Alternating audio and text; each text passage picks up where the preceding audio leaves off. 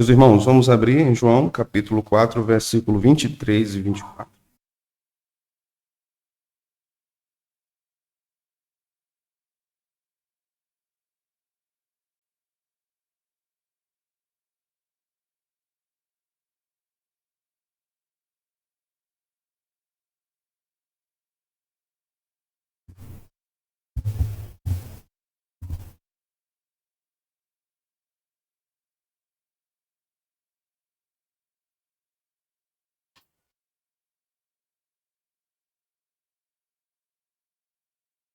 Mas vem a hora, e já chegou, em que os verdadeiros adoradores adorarão o Pai em espírito e em verdade, porque são estes que o Pai procura para seus adoradores. Deus é espírito, e importa que os seus adoradores o adorem em espírito e em verdade. Amém. Senhor, nós mais uma vez nos reunimos para o santo culto e desta ocasião, lembrando um fato histórico importante para a nossa vida espiritual, que foi a Reforma Protestante. Pedimos que o Senhor fale conosco por meio de sua palavra, que o Senhor nos lembre verdades poderosas da Reforma, verdades essas que foram proclamadas, tantos santos viveram por elas e morreram por elas. Que nós não desprezemos essas verdades, que nós não desprezemos o ensino da Tua palavra, que sejamos instruídos nesta santa doutrina sobre a adoração pública. Abençoa, Senhor, este rebanho que é Teu. Instrui-o, amadureça-o, guie-o, que o Teu nome seja exaltado no nosso meio e que a cada dia venhamos a dar passos importantes para o crescimento espiritual de nossa igreja, nossa amada igreja. Nós amamos esta igreja, Senhor, e sabemos que o Senhor ama também. Por isso pedimos que o Senhor, mais uma vez, fale conosco, no nome de Jesus. Podem sentar, meus irmãos.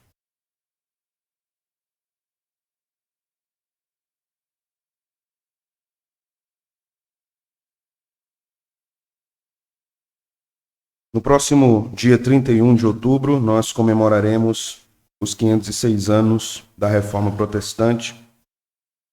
E quando falamos a respeito deste grande momento, esse grande marco histórico da grande reforma no século XVI, nós estamos falando de algo vital para a vida da igreja.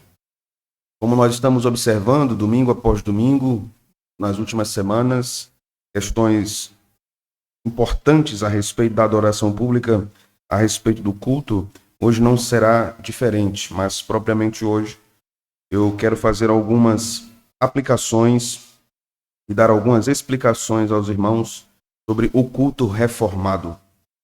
A minha abordagem nesta noite não será sobre os elementos do culto, mas o que Deus requer do seu povo quanto à sua reverência ao Senhor no culto.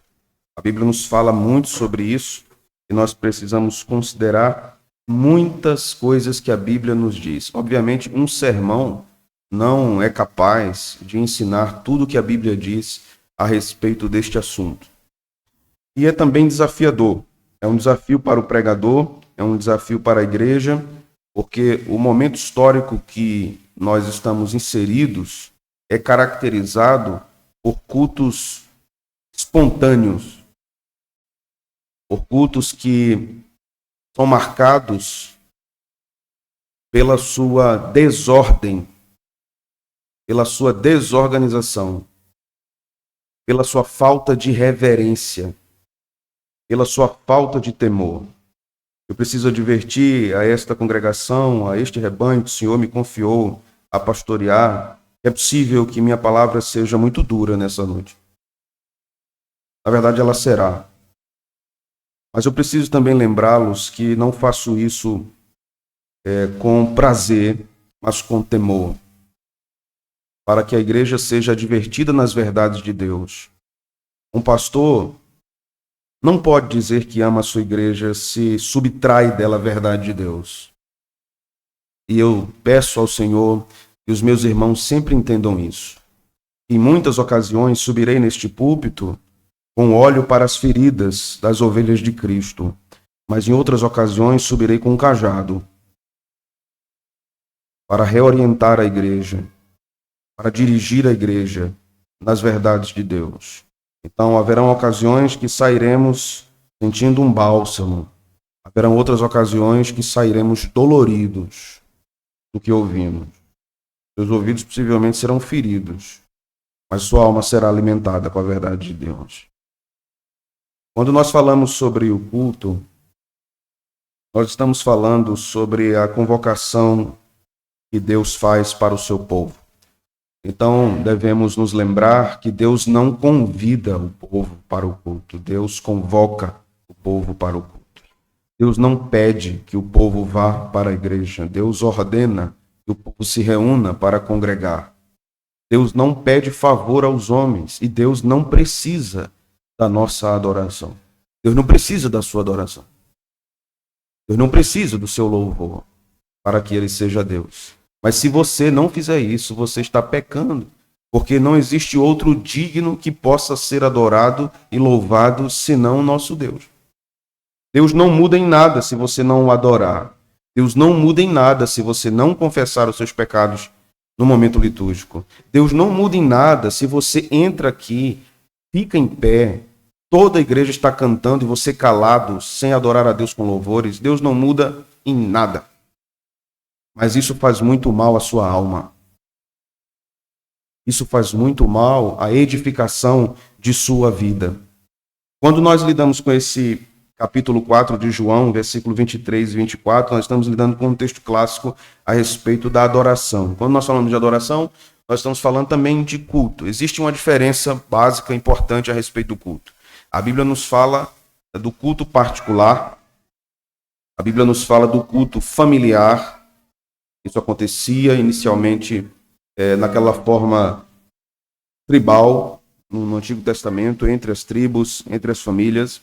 E a Bíblia também nos fala do culto público, onde todo o povo está em ajuntamento. As três formas permanecem, mas uma não substitui a outra. Você deve adorar a Deus sozinho, deve ter uma vida devocional, de leitura das Escrituras, de adoração ao seu Deus, de meditação nas verdades de Deus. E você deve aprender que a liturgia do domingo à noite, do domingo do Senhor, do domingo pela manhã, elas servem como bússolas norteadoras para a sua vida devocional semanal.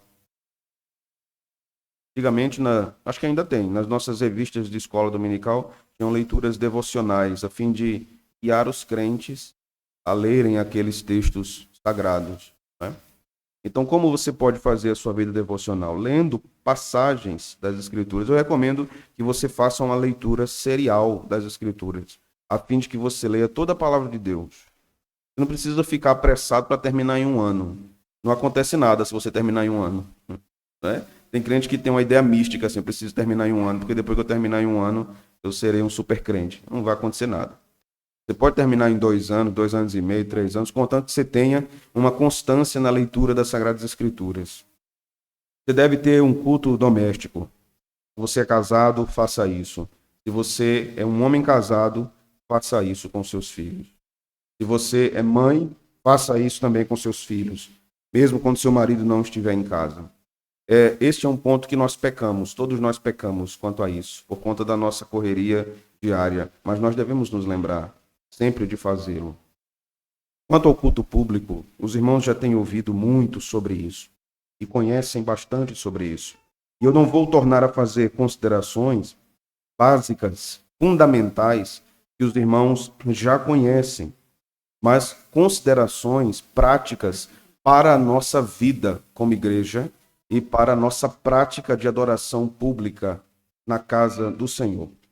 Portanto, nesse texto, nós lemos algumas coisas importantes que vou tocar agora, mas vou explicar mais à frente.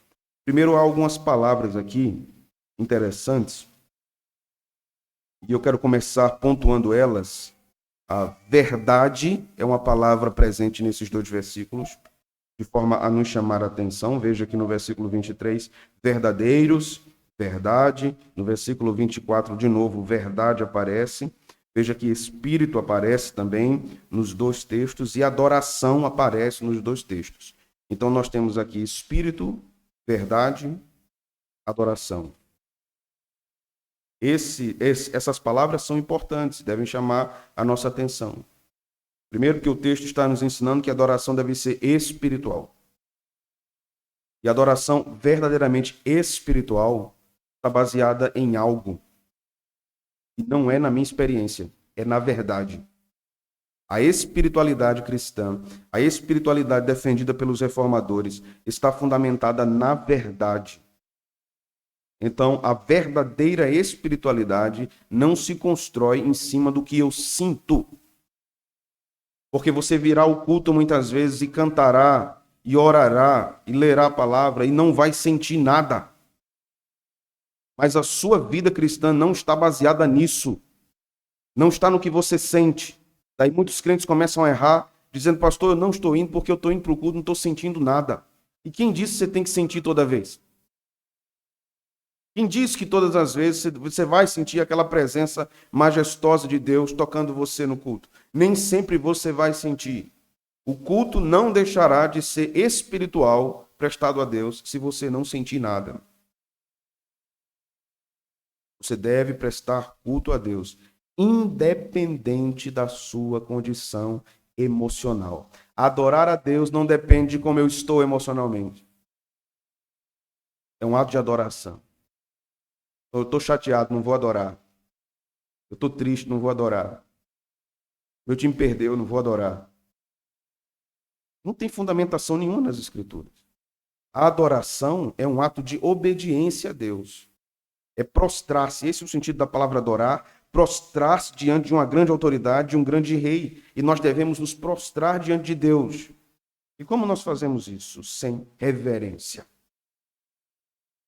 Nós estamos diante de um imperador do universo, irmãos.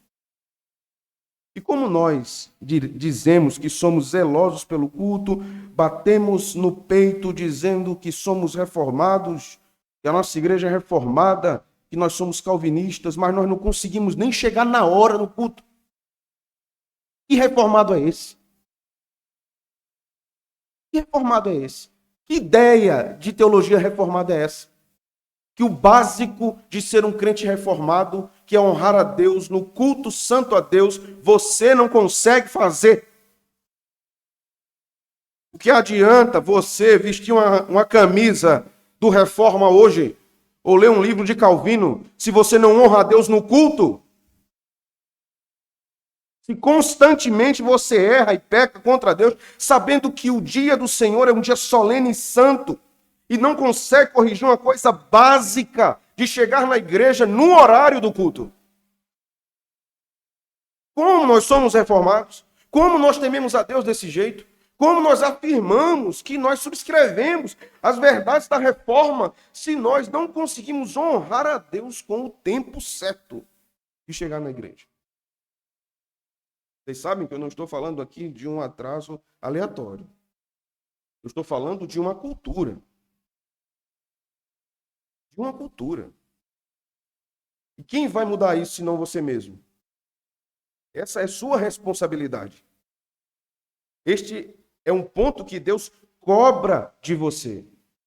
Eu queria que os irmãos abrissem comigo a palavra de Deus lá em Levítico, capítulo 10, versículo 1 e versículo 2.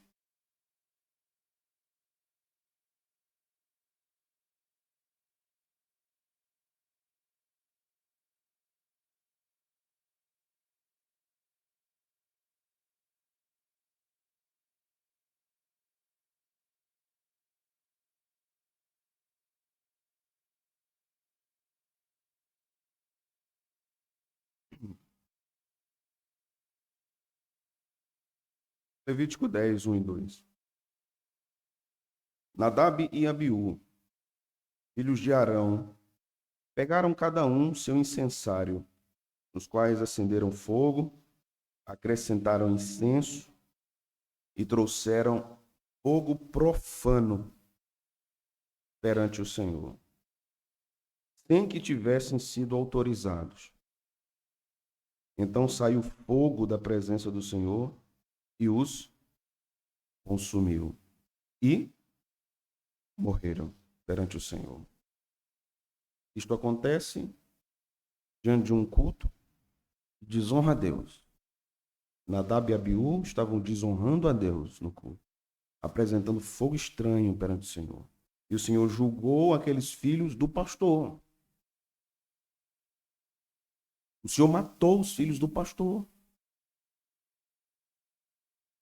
Porque ser filho de pastor não garante salvação. Veja que Deus está julgando severamente aqui, isso perante o povo, para que o povo tema.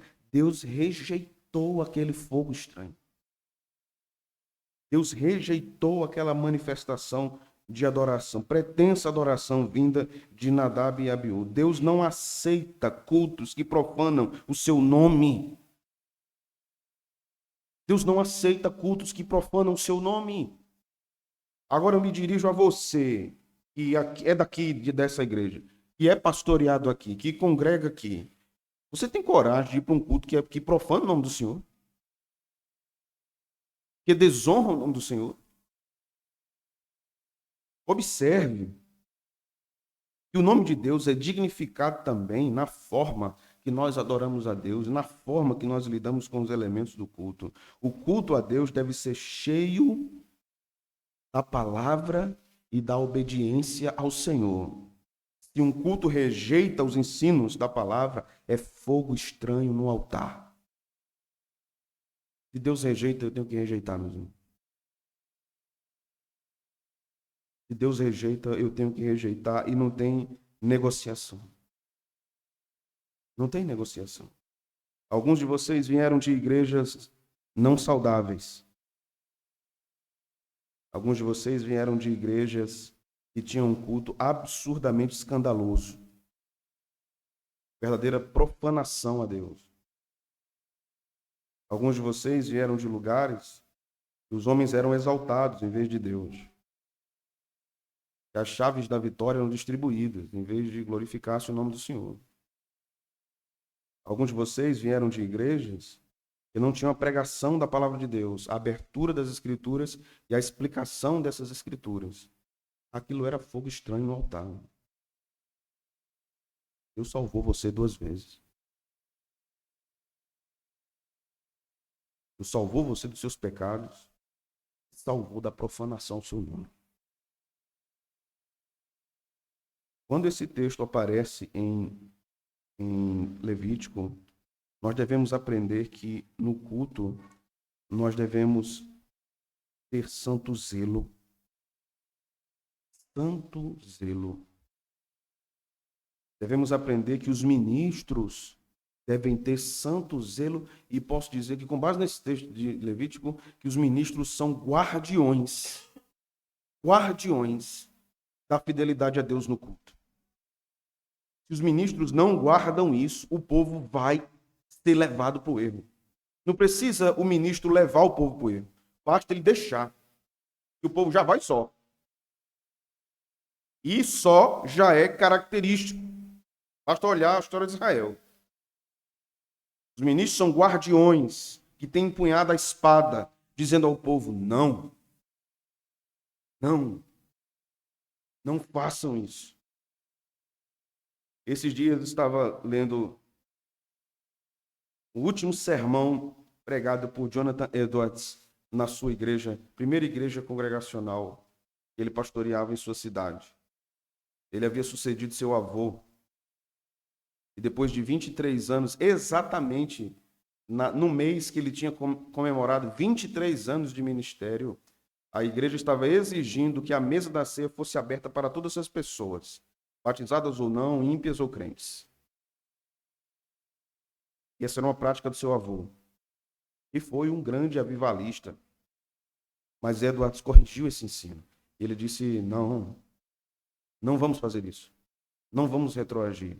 Resultado, aquela igreja demitiu o maior pregador da América. O maior pregador da América. E ele pregou seu último sermão para aquela igreja, relembrando todos os ensinos. Relembrando todos os ensinos. Dizendo: eu ensinei a vocês a sã doutrina. Ele se dirigiu aos velhos, ele se dirigiu nas suas aplicações aos jovens, às crianças, às famílias, advertindo que a igreja estava errada no seu procedimento e estava expulsando um pastor, expulsando é o termo, que estava ensinando a ela a sã doutrina. Se fosse nos dias de hoje, pelo código de ética ministerial que nós temos, um pastor nem falava isso, né? Ele fingia que estava tudo certo, pregava, recebia uns presentinhos de despedida e ia para casa. Mas ele advertiu a última vez. Ele disse: eu estou advertindo a última vez. A igreja está errando. Porque isso não faz parte da santidade do culto a Deus. Irmãos, vivemos dias difíceis. Ministérios pastorais fiéis são raros, infelizmente. Raros. Muito raros. Temos aqueles que pregam a verdade, mas eles não aplicam à igreja. E é preciso pregar e aplicar. É preciso ensinar e dizer assim que faz. Porque senão a coisa fica estagnada do mesmo modo. Quando nós falamos, olhando para a grande reforma, falamos no sola escritura, ou somente a escritura, nós devemos entender que isso é uma consequência, ou melhor, isso aponta para o culto reformado. E o culto reformado é uma consequência do princípio sola escritura. Eu devo observar que o que deve estar no culto é o que está na Escritura, é o que a Escritura diz. O que a Escritura não diz, eu rejeito. Eu rejeito. Eu apenas reconheço que Deus não quer isso. E eu preciso me submeter ao que Deus quer. Veja, Provérbios 30, versículos 5 e 6 diz: toda a palavra de Deus é pura, ele é escudo para os que nele confiam. Nada acrescentes às suas palavras, para que não te repreenda e sejas achado mentiroso. Isso inclui o culto. Isso inclui o culto. O culto é um lugar de exaltação apenas a Deus. Deus é a pessoa mais importante do culto. O culto não é um lugar para estrelismo. O culto não é um lugar para que as pessoas se mostrem. O culto não é um lugar de envaidecimento humano. Não é um lugar de centralidade humana. No culto apenas Deus é exaltado. E essa é uma grande verdade da Escritura e uma grande verdade da Reforma. E a nossa igreja deve guardar isso. Deve zelar por isso. Porque no dia que nós abandonarmos isso, nossa igreja se desviou. Se desviou. Um culto reformado, portanto, segue o princípio que nós chamamos de regulador. Isso é, só tem no culto o que a Bíblia ordena. Se a Bíblia não ordena, nós não admitimos no culto. A Bíblia precisa dizer. Por isso não temos dança profética, não tem grupo de dança profética. Não tem. Por isso não temos peça teatral no culto. Não tem, porque a Bíblia não manda. Por isso não temos grandes pirotecnias. Por isso não temos testemunho de quem foi no inferno 80 vezes. Ou quem foi no céu 150. Não temos. Por isso não temos cantores famosos sendo chamados para arrebanhar o povo. Não temos. Porque aquele que deve ser exaltado é Deus, somente Deus. E nada além de Deus. Não temos. O culto reformado é simples. Porque somente Deus deve ser glorificado na simplicidade do povo. E Deus é mais exaltado na simplicidade do culto. O culto a Deus não é um lugar em que homens sejam vistos, mas um lugar em que Deus é visto. Exibições, shows, testemunhos pessoais. Rejeitamos absurdamente isso, completamente. Não há lugar. Não há lugar para isso.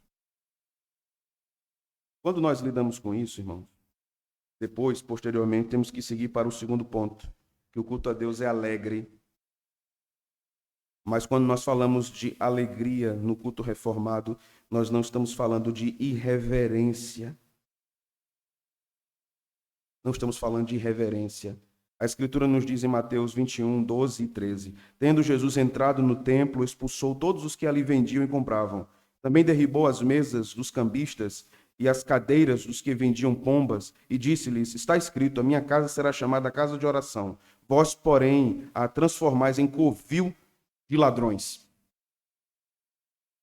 Jesus fez um chicote de cordas e saiu expulsando aqueles comerciantes dali que estavam do lado de fora vendendo animais para serem usados no culto. Jesus disse: não, isso não é admissível. Isso não é admissível. Isso é uma falta de reverência terrível ao Senhor. No culto a Deus, os interesses humanos são descartados. O que nós esperamos não interessa. O que interessa é o que Deus espera. E a vontade de Deus que rege a liturgia. Nós observamos nesse texto que mercadores estavam deturpando a verdadeira adoração a Deus. Da mesma forma, nós devemos rejeitar, assim como Jesus rejeitou, nós não somos melhores do que o nosso Salvador. A Escritura nos fala algo tão interessante no capítulo 6 de Isaías. Eu queria que você abrisse lá comigo. Capítulo 6, versículo 1 até o versículo 3.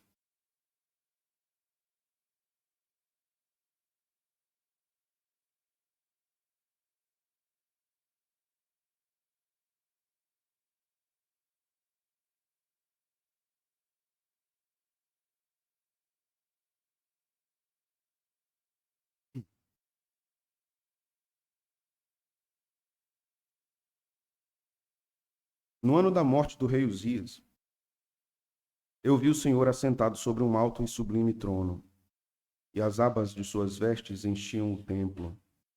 Serafins estavam por cima dele, cada um tinha 6 asas.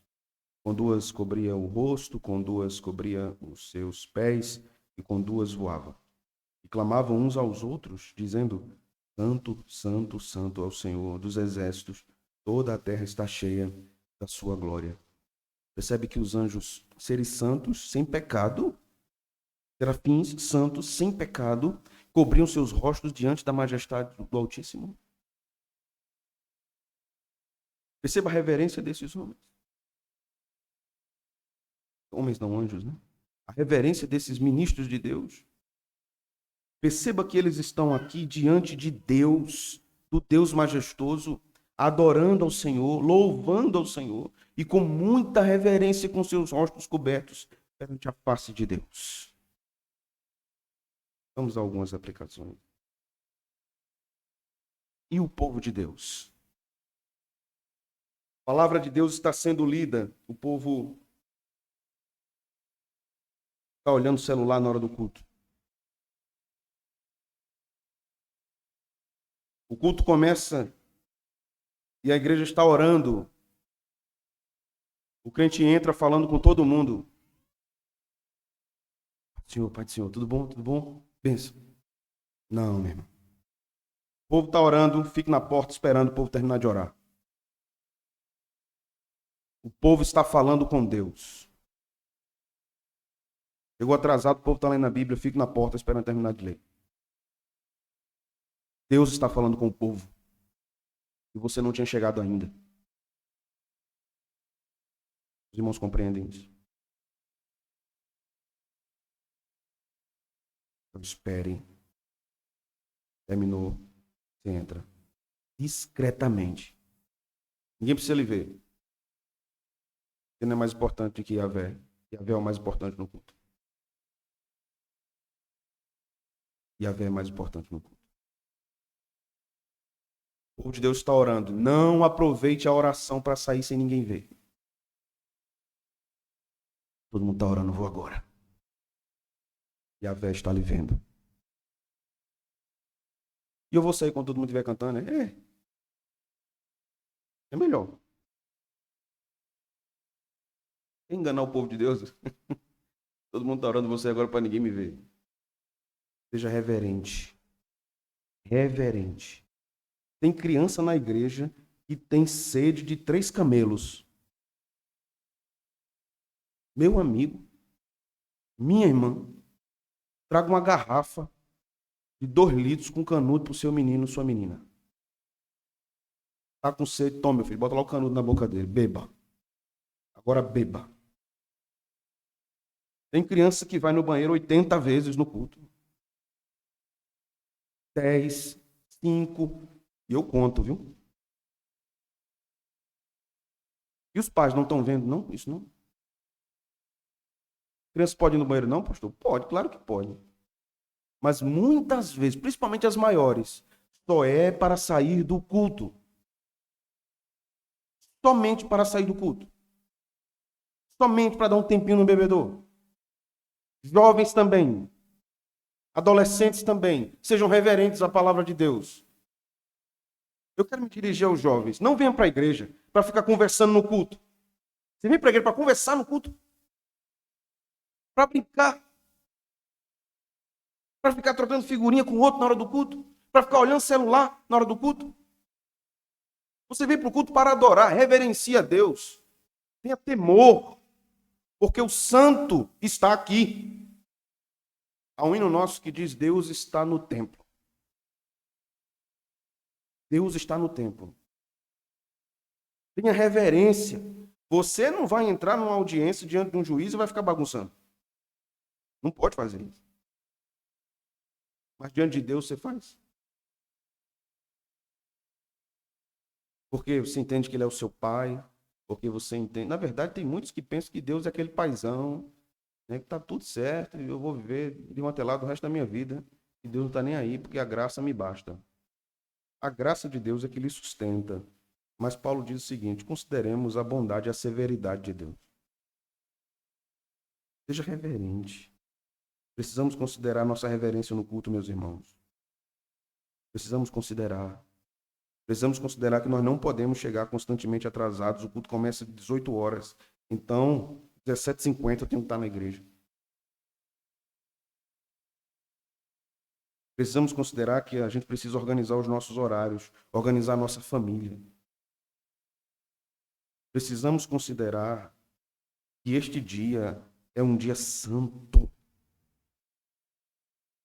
Um dia santo.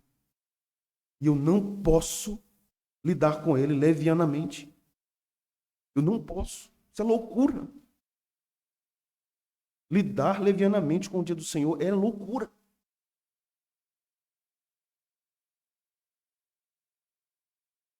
A Escritura nos fala algumas coisas interessantes sobre a nossa postura de reverência e de temor a Deus. No Salmo 67, versos 3 e 4.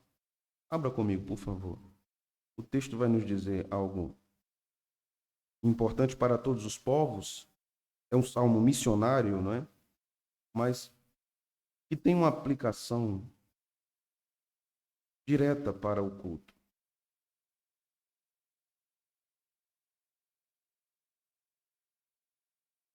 Salmo 67, versos 3 e 4.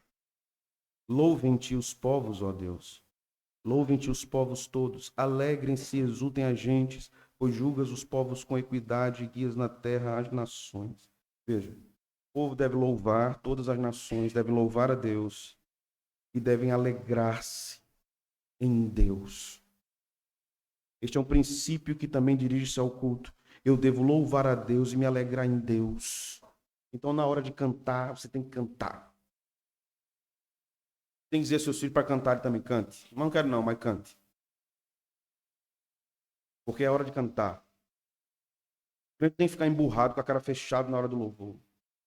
Ele tem que cantar, porque é a Deus. Ele não está cantando para o pastor, não está cantando para o grupo de louvor, não está cantando para ninguém, está cantando para o seu Redentor e você veio para adorá-lo. Então ofereça a ele o que você tem que oferecer. Porque Deus é digno.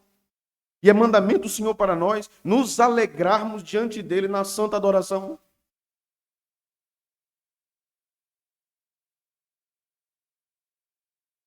Eu preciso fazer mais algumas aplicações nesse ponto antes de irmos para o último ponto, meus irmãos. O meu culto a Deus, o seu culto a Deus, o nosso culto a Deus não deve ser apático, indiferente, distante. Por isso, nós devemos ter zelo na reverência ao nosso Deus. Crentes não devem sair do culto e ficar conversando nas dependências da igreja. Se precisar sair para ir ao banheiro, beber água, faça e volte. Com reverência. O mais escandaloso é quando crentes se ausentam do culto e ficam conversando alto nas dependências da igreja, dando risadas. ou falando de coisas seculares, com uma completa falta de temor a Deus e ao que está acontecendo no meio da congregação.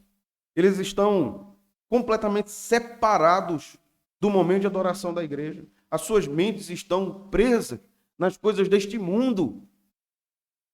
E eles não estão considerando que Deus está presente no templo, está recebendo a adoração da igreja e está alcançando o povo com meios de graça, enquanto ele está conversando fora do ajuntamento.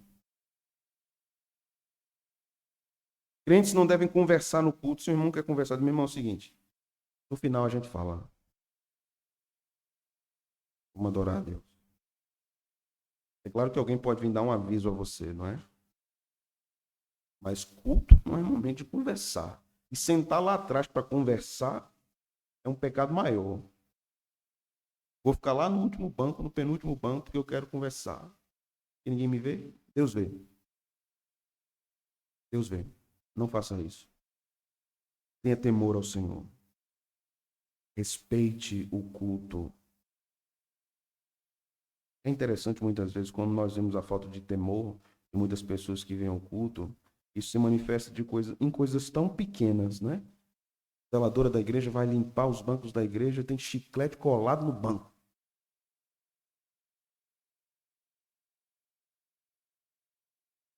Você quer um parabéns por fazer isso?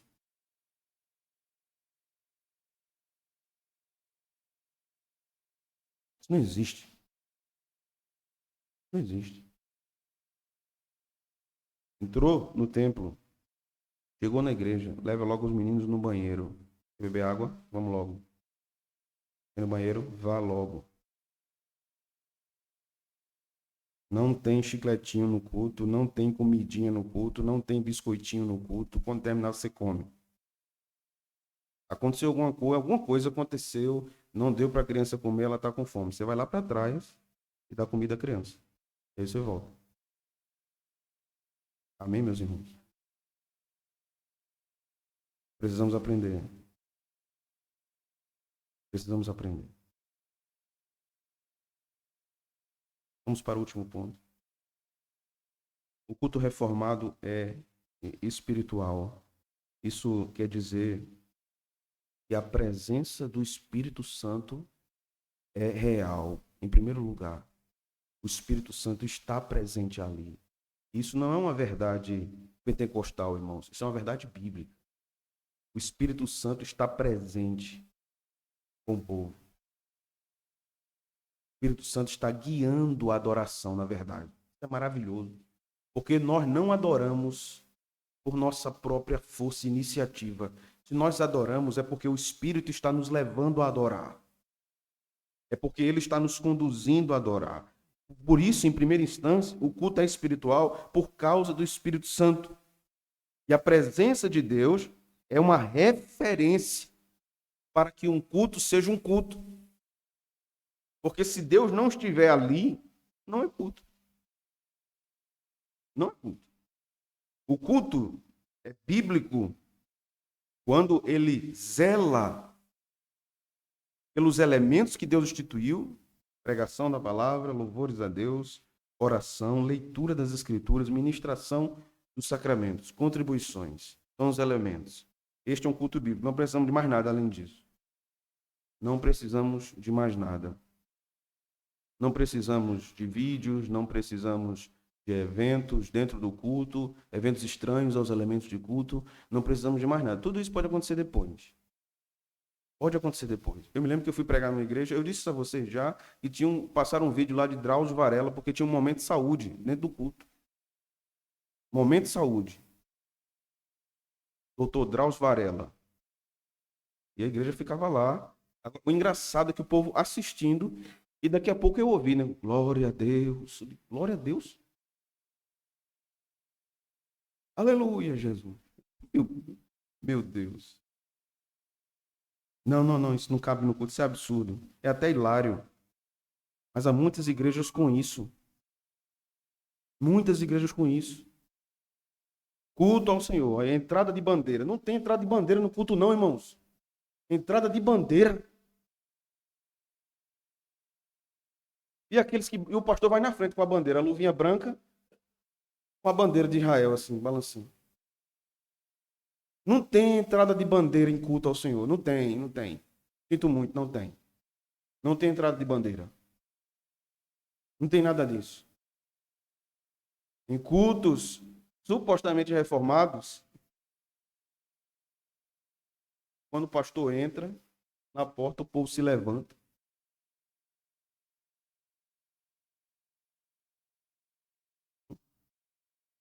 Quem é este verme pecador para receber a reverência do povo de Deus?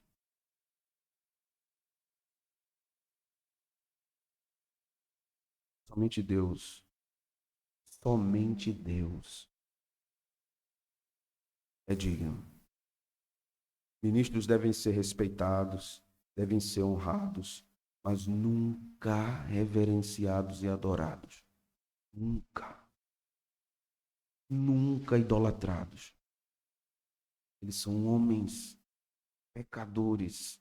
Mas há aqueles que gostam muito disso, né? Que gostam muito da pompa, que gostam muito do prestígio, que gostam muito de serem considerados praticamente reis do povo de Deus. Qualquer rei que não seja Cristo será derribado, conforme nos diz o texto do profeta Daniel, né? Inclusive pastores. O culto a Deus é com base na verdade, por isso o sola escritura está ligado ao culto. A verdade de Deus deve estar ali. Há cultos que a palavra de Deus praticamente não é lida. Certa vez eu fui questionado, por que na sua igreja lê tanto a Bíblia? Eu só acho que quem tinha que perguntar era eu, por que na tua igreja não lê? A igreja lê muito a Bíblia no culto porque o culto é regido pela Escritura. É só isso. E para o seu desapontamento, a igreja não lê muito a Bíblia apenas, ela canta muito a Bíblia apenas, ela ora muito a Bíblia. O culto é regido pelas Escrituras. Se você não quer um culto bíblico, então você não quer as Escrituras. Se você não quer uma pregação bíblica, você não quer Deus. Você quer outra coisa, você quer um ídolo. Você quer um diabo, quer um demônio, não quer Deus. Porque o crente que quer Deus, ele quer ouvir Deus revelando-se na palavra, mostrando-se para o povo, guiando o povo. Isso é um crente que entende quem é o seu Deus. E adora um Deus revelado na palavra. E não uma fantasia humana. Não uma criação de homens, de imaginação humana. Por isso, meus irmãos, sejamos zelosos pela verdade contida no culto a Deus em nossa igreja. É uma bênção termos uma igreja que tem um culto bíblico. É uma bênção. É uma bênção e é um motivo de agradecimento a Deus. Porque há muitos crentes que estão em cidades. Eu digo isso porque falam comigo. Pastor, não tem igreja bíblica aqui. Não tem, pastor. Não tem um lugar onde nós possamos ir ouvir a pregação genuína do Evangelho. Eu sinto falta de congregar, pastor. Temos vários alunos assim no seminário, irmãos. Vários. O professor Jairo está ali, ele pode confirmar isso. E compartilham isso conosco. E nós temos uma igreja. Nós temos uma igreja que o Senhor nos deu. Temos uma família da fé que o Senhor nos deu. Com defeitos. Com falhas. Mas que vai tentando, pedindo misericórdia a Deus. Nos ajude, Senhor. Nos ajude, Senhor. Nos ajude. E Deus tem nos ajudado, como diz a palavra, até aqui nos ajudou, Senhor. Seja zeloso pela pregação. Seja zeloso pela pregação reformada. Anote o sermão. Faça anotações em um pedaço de papel. Faça anotações.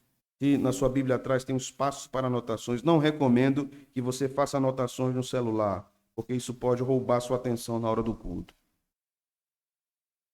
A menos que você desconecte a internet. Anote o que você aprende, medite nisso.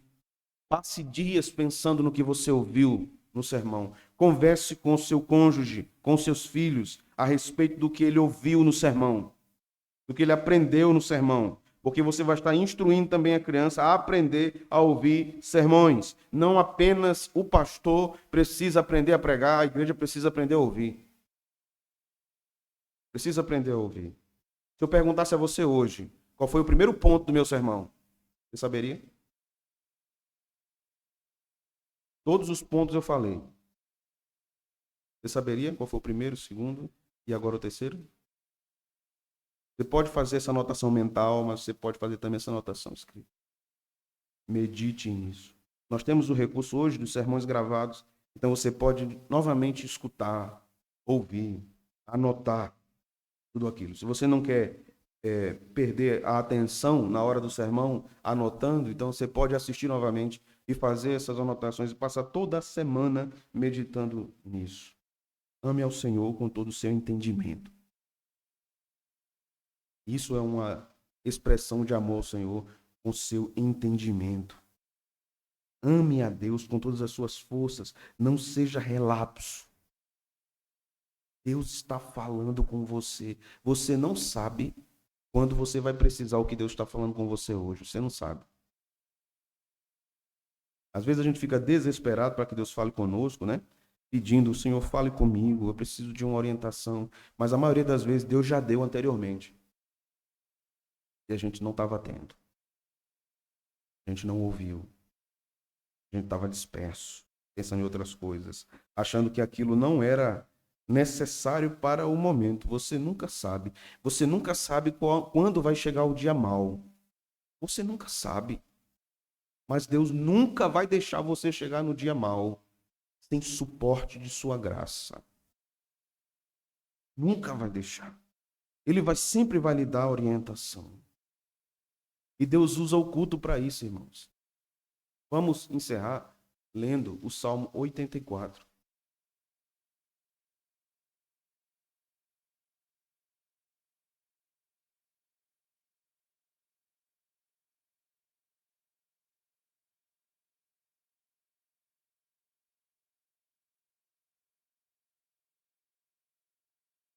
Este é um salmo que trata sobre o culto, sobre a saudade que o salmista tinha de estar reunido com o povo de Deus adorando.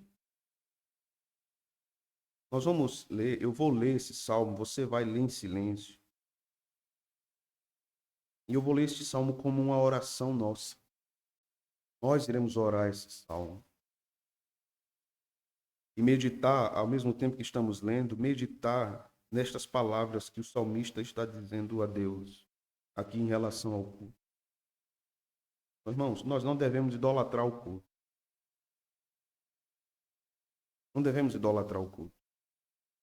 Devemos adorar apenas a Deus. Mas nós devemos amar o que Deus ama. E nós vimos de manhã que Deus tem prazer no culto. Então, se Deus tem prazer nisso, eu devo ter também. Veja, esteja atento. Quão amáveis são os teus tabernáculos, Senhor dos exércitos. A minha alma suspira e desfalece pelos átrios do Senhor. O meu coração e a minha carne exultam pelo Deus vivo. O pardal encontrou casa e a andorinha ninho para si, onde acolha os seus filhotes. Eu encontrei os teus altares, Senhor dos exércitos, Rei meu e Deus meu. Bem-aventurados os que habitam em tua casa, louvam-te perpetuamente. Bem-aventurado o homem cuja força está em ti, em cujo coração se encontram os caminhos aplanados, o qual, passando pelo vale árido, faz dele um manancial, de bênçãos o cobre a primeira chuva. Vão indo de força em força, cada um deles aparece diante de Deus em Sião. Senhor, Deus dos exércitos, escuta minha oração. Presta ouvidos, ó Deus de Jacó. Olha, ó Deus, escudo nosso, e contempla o rosto do teu ungido, pois um dia nos teus átrios vale mais que 1000. Prefiro estar à porta da casa do meu Deus, a permanecer nas tendas da perversidade. Porque o Senhor, Deus, é sol e escudo, o Senhor dá graça e glória, nenhum bem sonega aos que andam retamente. Ó Senhor dos exércitos, feliz o homem que em ti confia. Essas são aspirações do salmista ao santo culto. Que Deus firme os nossos passos, meus irmãos, na rocha da verdade. Que Deus nos livre da frivolidade e da formalidade em estarmos presentes no culto. O culto tem uma liturgia, ele tem uma ordem litúrgica. Mas nós não devemos seguir essa ordem de modo mecânico, frio, apático. Um culto fervoroso não necessariamente é um culto bagunçado. No início do meu ministério, alguém me perguntou, por que na sua igreja tem boletim? Vocês amarram o Espírito Santo? Eu disse, não, o Espírito Santo não é amarrado com boletim. A Bíblia diz que Deus quer as coisas com ordem e decência. E uma igreja não é mais bíblica porque tem um boletim também não, viu, irmão? Ela pode ter ordem litúrgica e não ter o papelzinho aí na mão de vocês. Calvino não tinha papelzinho na igreja dele, mas tinha ordem litúrgica. A ordem litúrgica é necessária, porque ela é pedagógica. Ela vai nos ensinando os passos da adoração. Deus vai comunicando a nós meios de graça. Ele vai dialogando conosco. Isso é o culto. O culto é um diálogo, percebe? Que Deus nos convoca, nós respondemos. Deus fala conosco por meio da Escritura, nós louvamos a Deus. Deus nos fala por meio da lei, nós confessamos os nossos pecados. Deus nos convoca para as contribuições e nós contribuímos. Nós ouvimos a pregação da palavra, nos arrependemos com o coração contrito e pedimos misericórdia a Deus. Deus, mais uma vez, nos despede no final do culto com a bênção dos apóstolos e nós respondemos isso dizendo amém, Senhor. O culto é uma bênção. O culto é uma bênção. E quando nós entendemos o que é o culto e por que acontece dessa forma, nós entendemos que tem toda uma lógica, não é? Tem uma lógica espiritual, uma lógica bíblica. Agora, para os desavisados, quando encontram um culto liturgicamente ordenado, parece uma missa. Não é? Parece uma missa. Por quê? Porque ele queria alguém dando um glória do tamanho do mundo no seu ouvido e ele se assustando. O menino quase infartando, né? E tremendo todinho assim, um irmão dá um glória e treme a terra toda, céus e terra, e o bebezinho se treme todinho assim. O menino já cresce nervoso na igreja. Né? É interessante isso, né, irmão? Eu não vou falar isso. Tem igreja que o povo já é nervoso por causa do culto, irmãos. Porque o culto é nervoso. O culto é nervoso. Eu fui pregar num lugar um dia, meu Deus, eu estava no meio da pregação, todo empolgado, aí chegou um presbítero assim, tome. Diga ali que tem um carro para tirar ali. Eu disse, agora acabou, se foi tudo. Irmãos, o carro K, B, não sei o que lá, tirar ali, por favor. Aí o presbítero disse, pode continuar a pregação, pastor. E agora? Mas aquilo era normal. Normal para o povo. Né? Eu já vi culto acontecer, o dirigente começar o culto, aí ele sai andando, vai lá atrás, volta, vai lá na frente, dá uma volta, fala com o diácono, enquanto o grupo louvor está cantando. Aí vai lá na rua, abre o carro, pega um negócio dentro do carro, volta, e a igreja está adorando. O dirigente volta, chega aqui, dá oportunidade para outro, desce de novo. O que é isso, irmãos? O que é isso?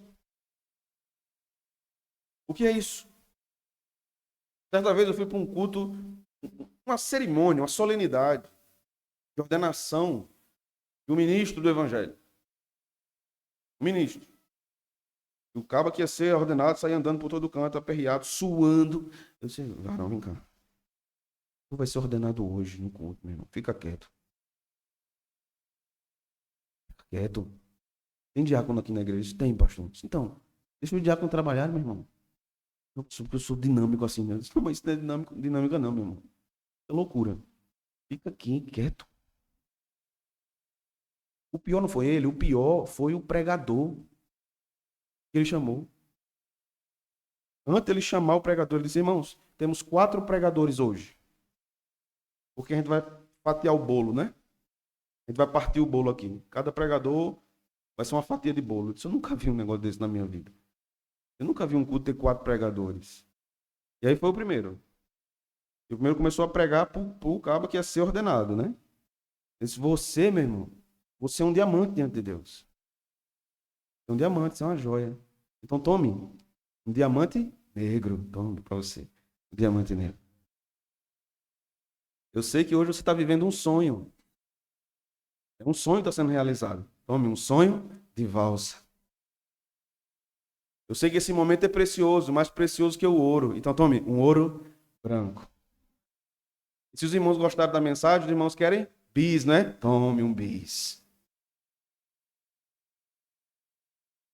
Se Jesus me tire daqui desse lugar, Senhor. Me tire daqui. Irmãos, eu não sabia, eu ria, mas eu tremia ao mesmo tempo, de raiva. Eu disse, meu Deus, o que é que eu faço? Eu preciso sair desse lugar, porque eu não sei que loucura é essa, não. Né? Mas aquilo era espiritual para quem estava lá. Era espiritual. Muito espiritual. Espiritual não é isso. Espiritual não é um culto barulhento, não é um culto bagunçado. O Espírito Santo zela por ordem e decência. Isso está nas Escrituras, não é? E a nossa igreja é uma igreja reformada. Você não é proibido de dar glória a Deus, mas faça isso consciente. Você não precisa berrar, não precisa gritar. Você precisa adorar a Deus com sinceridade.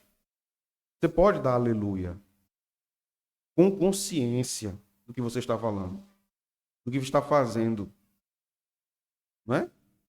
Então o culto é reverente e alegre, porque nós estamos atentos, né? Um dia um pastor estava de férias, um pastor bem fervoroso, e ele visitou a igreja. E eu preguei nesse dia e no final ele me perguntou: posso fazer uma pergunta, pastor, com todo respeito? Pode, meu irmão. Por que a sua igreja não dá glória quando o senhor prega? Eu disse, porque é feio falar quando está comendo.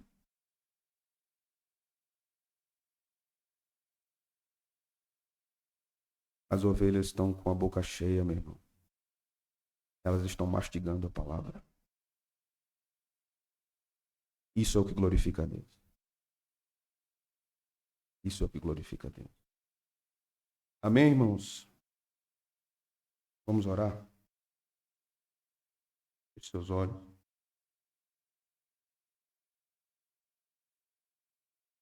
Senhor, eu elevo minha voz ao Senhor e louvo. Te louvo pela vida de Jesus, dada por nós, para nos salvar. E só é possível entendermos a Tua palavra e abraçarmos os ensinos dela por causa dele, o Senhor Jesus Cristo. Eu te louvo pela Tua obra em nós, nesta igreja, nossa igreja. Obrigado, Senhor. Obrigado, obrigado pela igreja que o Senhor nos deu. Permita-nos avançar, permita-nos crescer, permita-nos aprender. Nunca cesse de nos ensinar, Senhor. Não aparte de nós Tua palavra. Não aparte de nós a santa instrução, a sã doutrina. Tem misericórdia de nós, dos nossos erros, dos nossos pecados, das nossas falhas, das nossas desorganizações. Ensina-nos por meio da Tua palavra, Senhor. Obrigado, Senhor, porque tenho visto que esta congregação é sujeita ao ensino das Sagradas Escrituras. Isso enche o meu coração de santa alegria diante de Tua presença. Obrigado, porque aqui tenho visto servos e servas de Deus desejosos de aprender o que diz o Evangelho de Jesus, o que diz a Tua palavra. E todos nós, Senhor, sem exceção, precisamos aprender mais de Ti. Porque para onde nós iremos se só Tu tens as palavras da vida eterna? Obrigado, Senhor, pela Escritura. Obrigado, porque é ela que nos dirige, nos orienta. Ela que nos mostra a Tua vontade. Sem ela, seria muito difícil. Obrigado porque temos liberdade para tê-la em nossas mãos. Obrigado porque podemos ler, aprender, ouvir, meditar nas Sagradas Escrituras. Obrigado porque podemos vê-la sendo ensinada na vida dos nossos irmãos. Permita-nos sempre aprendermos com os mais amadurecidos na fé, Senhor. Com aqueles que têm uma caminhada mais longa, mais extensa e mais profunda com o Senhor.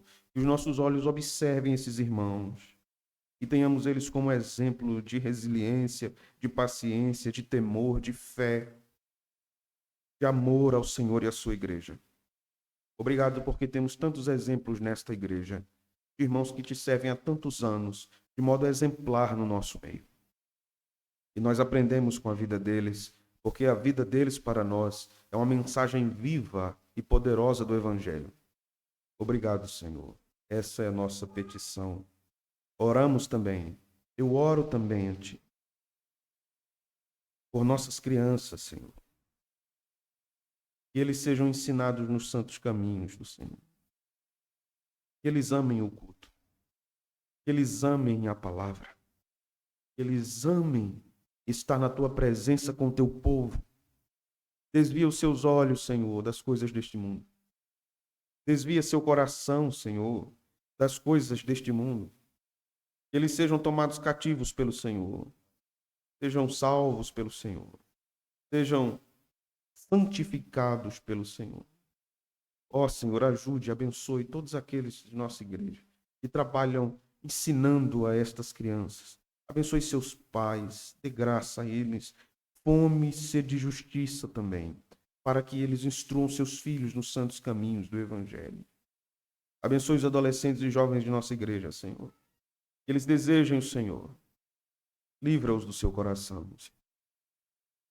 Livra-os da desobediência. Livra-os da cegueira. Livra-os, Senhor, deles mesmos, das ciladas dos seus próprios sentimentos, das suas próprias paixões, das paixões da mocidade. Que os olhos deles estejam postos no Salvador, no Cristo, e eles amem a Cristo e tudo o que Cristo ama seja amado por eles também. Peço-te, Senhor, que dê a cada um desses que tem vocação para casamento, dê a eles cônjuges preciosos, piedosos, homens e mulheres tementes ao Senhor. Livra-os, Senhor, de relacionamentos mistos. Livra-os, Senhor, de desviarem-se dos teus preceitos. Livra-os, Senhor, da carnalidade. Livra-os, Senhor, dos pecados de impureza. Livra-os. Eu te peço, Senhor, pelos casamentos, que cada família de nossa igreja seja uma expressão de adoração ao Senhor. Que cada família seja zelosa pela fidelidade a Deus, pela frequência no culto, no dia do Senhor, especialmente. Cada família, Senhor, encare isso como o dia mais importante de sua semana. E guiando seus filhos à casa do Senhor, possam adorar ao Senhor e possam se alegrar nisso. Eu te peço, Senhor, pelos idosos de nossa igreja, que o Senhor os fortaleça, os ajude. Eu te peço pelos enfermos. Eu peço pela vida de Sara, que o Senhor estenda suas mãos sobre ela. Que esse diagnóstico seja fechado, Senhor. Use os médicos, use os especialistas, para que possam dar a orientação correta para as medicações e para o tratamento correto. Nós temos perseverado, Senhor, em oração pela vida de Sara e cremos que o Senhor responderá. Cremos que o Senhor atenderá o clamor do seu povo. Nós te agradecemos pela vida de nosso irmão Cesário, que sofreu, Senhor, uma enfermidade em sua perna e está no nosso meio novamente. E tratou-se, tem se restabelecido.